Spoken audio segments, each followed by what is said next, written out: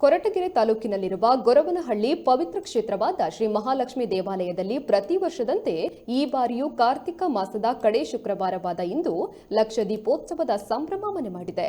ಬೆಳಗ್ಗೆ 7 ಗಂಟೆಗೆ ಪಂಚಾಮೃತ ಅಭಿಷೇಕದೊಂದಿಗೆ ವಿಶೇಷ ಪೂಜೆ ನಡೆದು ಬೆಳಗ್ಗೆ 9 ಗಂಟೆಗೆ ಹೋಮ ನಡೆಯಿತು. ಬಳಿಕ ಮಧ್ಯಾಹ್ನ 12:30ಕ್ಕೆ ಬ್ರಹ್ಮರಥೋತ್ಸವ ನಡೆಯಿತು. ಸಂಜೆ 5:15ಕ್ಕೆ ಲಕ್ಷ ದೀಪೋತ್ಸವ ನಡೆದು ರಾತ್ರಿ 7 ಗಂಟೆಗೆ ಗೊರವನಹಳ್ಳಿ, ನರಸಯ್ಯನಪಾಳ್ಯ ಮತ್ತು ಗೊಳ್ಳರಹಟ್ಟಿ ಗ್ರಾಮಸ್ಥರಿಂದ ಆರತಿ ಸೇವೆ ಹಾಗೂ ರಾತ್ರಿ 8 ಗಂಟೆಗೆ ಮುತ್ತಿನ ಪಲ್ಲಕ್ಕಿ ಉತ್ಸವ ನಡೆಯಲಿದೆ.